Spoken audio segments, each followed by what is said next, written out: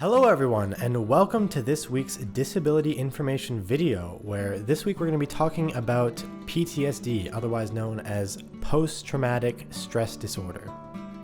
So to define PTSD, it's basically a mental disorder that may occur in people who witness a traumatic event, such as a natural disaster, war, a serious accident, or other highly stressful experiences. So these are basically just experiences in life that no one would want to witness, but someone is exposed to, and they suffer long-term cognitive impairment as a result. So what's important to recognize about the trauma that can lead to PTSD is that it's not necessarily caused by one specific event.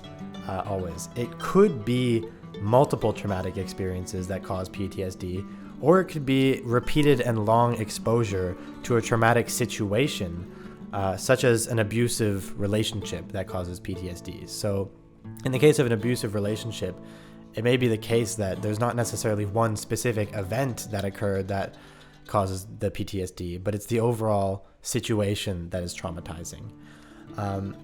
Furthermore, trauma can also occur indirectly, such as by hearing about the death of a loved one, for example, or through repeated long exposure to details of trauma, which is a big issue for people like healthcare providers, who can be at a higher risk as a result of these long exposure to details about trauma. So now that we've kind of covered a bit of what PTSD means, I'll describe some of the symptoms and the way that PTSD can affect people. So the central component of PTSD is that people with PTSD have intense, disturbing thoughts and feelings related to their trauma that last for a long time after the event has ended. So it's almost as if the event just remains repeating in their brain, and it plays over again and again. So while the event itself in reality is long in the past, it sort of lives on through the experience and of the people who witnessed it and their reaction to it afterwards. So these disturbing and intense thoughts caused by traumatic experiences can include things like flashbacks or nightmares, which can be really vivid, and it can feel like reliving the experience. So someone can have a dream and have an intense experience of reliving their trauma, even though the event has happened in the past. So again, it's like the event just is continuing to live on in the minds of people with PTSD, because it's so stressful and traumatizing that the brain can't let go of it in some senses. So people with PTSD, some other symptoms I'll just go over and describe.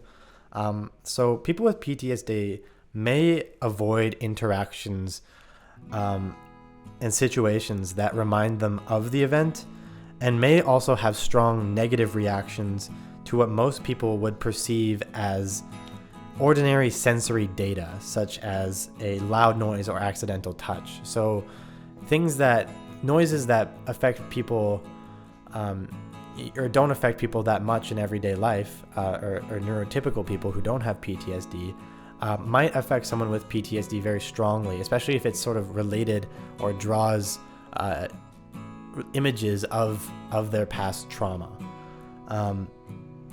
So PTSD can also result in a distorted memory of the traumatic event, such as an inability to remember certain aspects of the event, distorted thoughts about the cause or the consequences of the event.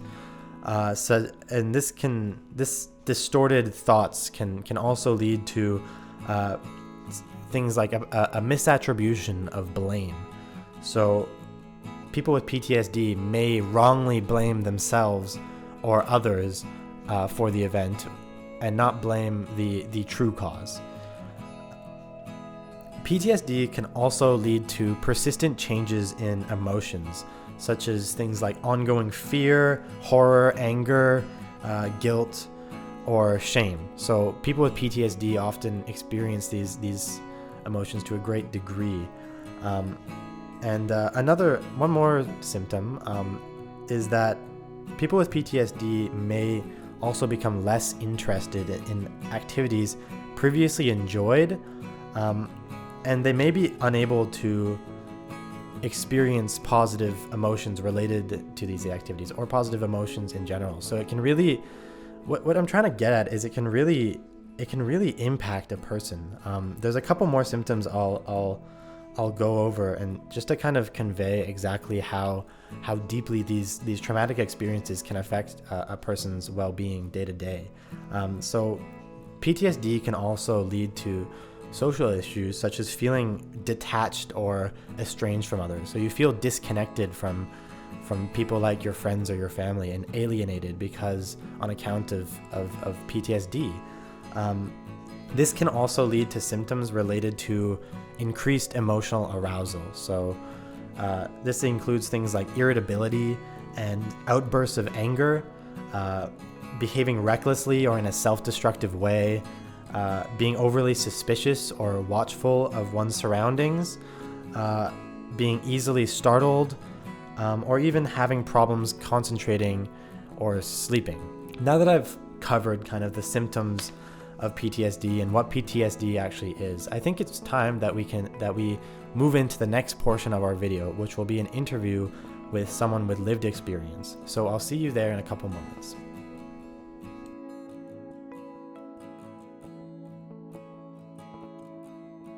Hello everyone, and welcome to the interview portion of our video. Joining me today is Lisa Jennings, who is a former paramedic who is instrumental in changing the legislation for Workplace BC on psychological injuries, including PTSD, which is what we're going to be talking about today.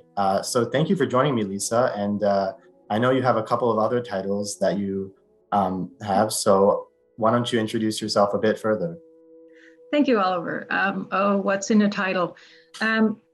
I think it's about actions. So I'm a retired paramedic, and I was a paralegal, and I had a psychological injury sustained at work. And as a first responder, what we see and do is something that is something most people run from, and we run to.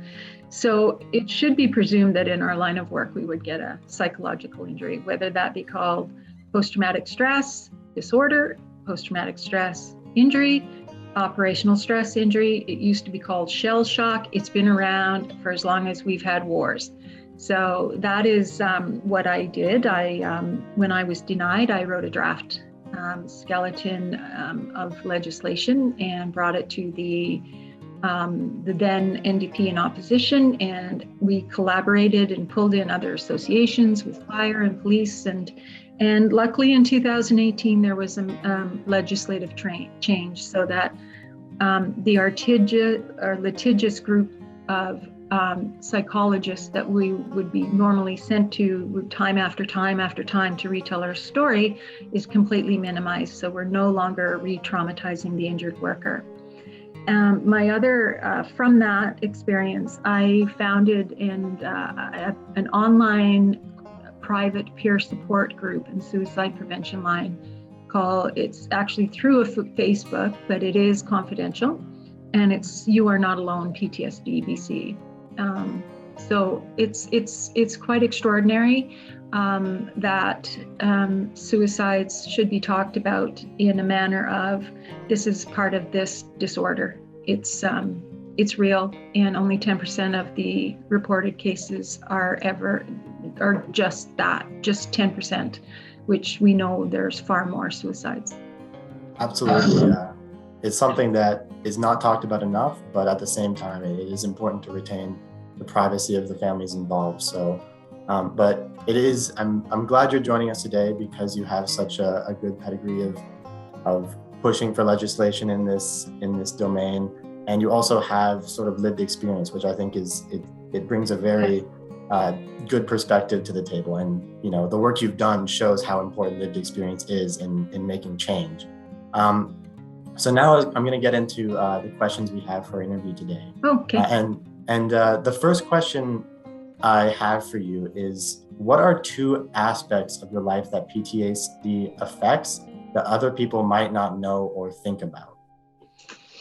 Yeah, I think most people know that post-traumatic stress affects sleeping and depression and anxiety and nightmares and things like that. But I think what's lost is the isolation that comes when you are injured in this manner. There's still a magnificent amount of shame and stigma around this, and it needs to be discussed at the kitchen table more often every day. And so you go into this with family and friends, a large circle that love and adore you and respect you. They're going to be there forever, and then they're gone. They're just gone. And so now you're not only suffering the other symptoms of the disorder or the injury, you also are doing it alone. And I thought that's why I named my group, You Are Not Alone. We're going through the same path, different journeys. The other thing that I think gets lost is our self-esteem. Sometimes when you've got this diagnosis and you turn to the people, whether that's your employer or your physician, and they don't come to the table informed, or they don't come to the table with an attitude that's open-minded, you suffer also what's called a moral injury. And that cuts even deeper. So your self-esteem is questioned. Like, if I'm telling you this, why are you not helping me? So you sort of feel a bit of abandonment and some isolation as well. Absolutely. Those are not talked about. Yeah, no, I think that's really important to bring up, because when you have this sort of isolated disorder, perhaps, or whatever you would like to call it, it can be very challenging to kind of reach out for help and find that support. But as soon as you kind of reach out for support, it's usually helpful and uplifting. So it's important to emphasize that loneliness it's a part of this disorder, but it's important that people reach out and try to get help and try to join things like the support group you've started and reach out. Yeah, it's also there's I think it's also important for people who say they're your friend or family or they care about you to not just take, no, I'm okay, don't worry about me, as an answer. I sort of use the old adage that if I'm a lifeguard and I'm standing on the beach and someone I see is drowning because they literally can't swim. Sometimes injured workers with psychological injuries don't really know how to reach out and themselves.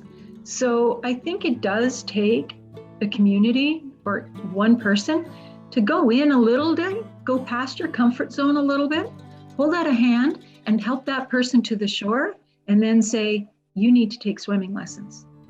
Let me show you how. Absolutely. I think that's a really good point, because it's often so hard to take that step to reach out for help. But when someone kind of gives you that hand and reaches out to you, it's a lot easier to kind of bring it up and talk about it. So I think that's a really good thing to bring up. So thank you for that. And my second question to you is, what have been two of the most important things for you personally in managing PTSD? I think the peer support. And I even go on my website and rant about something that, oh my gosh, why am I feeling so blue today? And something happened downtown and I can't shake the thought of, or like these recent floods, I felt an overwhelming need to help, be empathic. And so having peer support, not just from people that are in your circle, that are your family, but those that have gone through it. Like everybody's experience is different, but it's also still the same path. And so getting somebody to go, oh yeah, I am feeling that way too. I mean, it's awful, but why am I crying? Or why am I having difficulty sleeping? Could it be the news, the pandemic? The pandemic has hit those with post-traumatic stress so hard. So, because we're already isolating, right? So yeah, I think that peer support And for me, what's helped me through this is my cat. Like unconditional love. So I know quite a few members of our group have gone out and got, there's now, it's like post-traumatic stress dogs.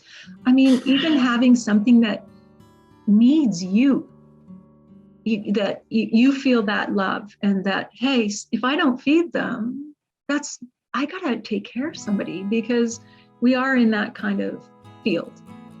Absolutely. Yeah. No, I think peer support is definitely something that would be super helpful to anyone going through any sort of mental health problems. And then also, just, you mentioned pets. I mean, it made me think of my dog at home and just how wonderful it is to go up to him and cuddle him. It's just fantastic having a pet. It is unconditional love.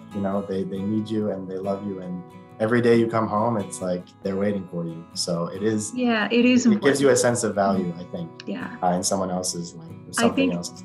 That some of the counselors I've seen, if I hear one more person say, well, why don't you take a bath, long hot bath, and have a cup of tea, or go for a walk? Really?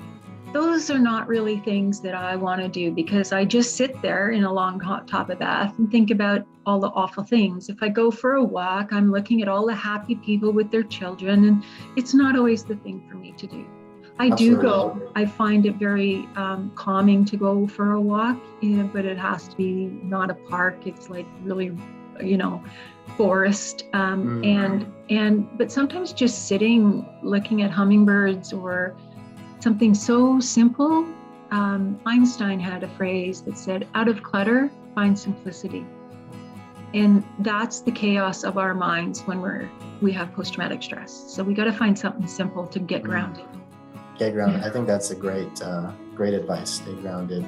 And now I wanted to ask you, and in kind of an effort to bring a bit of positivity and share the things we like, I wanted to ask you, what sort of things really make your day?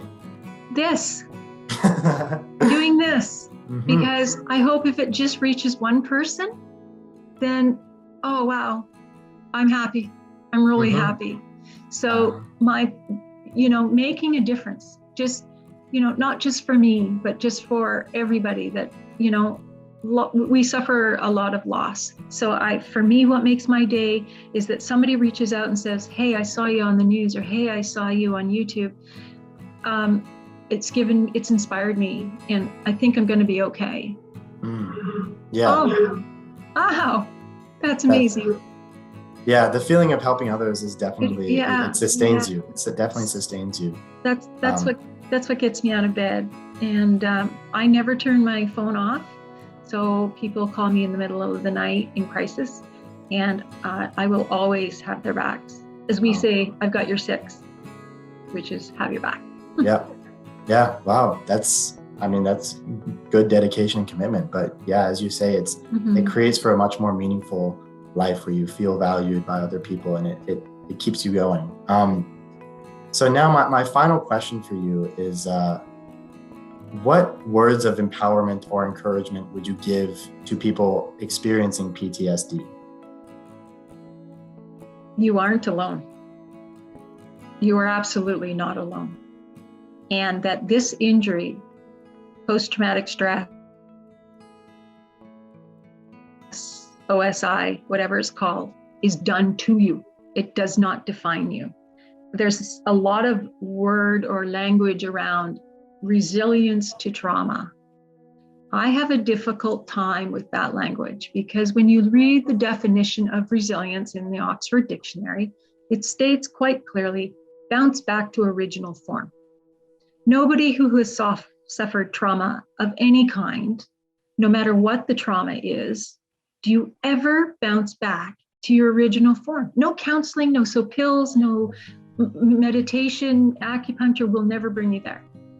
For me, it's post-traumatic growth. So from that, you can learn, and you can adapt, and you can be a better person than you were when you were in your original form. So for me, that's what I like to think, that, this isn't the stop. It doesn't have to be the end. We can help each other find the growth. Not Absolutely. yeah. No, I think that's fantastic advice. Just acknowledging that it exists. It's not necessarily going to go away. It's not necessarily going to change, but just acknowledging it exists and trying to grow beyond it, and just and it's an injury. It's so if you get injured in a soccer game and you break your leg, you go through the process to get healed. You may not play the next soccer game, may not be the best game of your life, but it's an injury, and you just learn physio and get back on the game. Absolutely. Maybe a different role. Yeah, absolutely. Well, thank you so much for joining us today and sharing your insightful perspective. Thank you. We really appreciate it. And for our audience, thank you for joining us, and we will see you next week in our next video. Bye now. Thank you, Oliver. Bye. Thank you.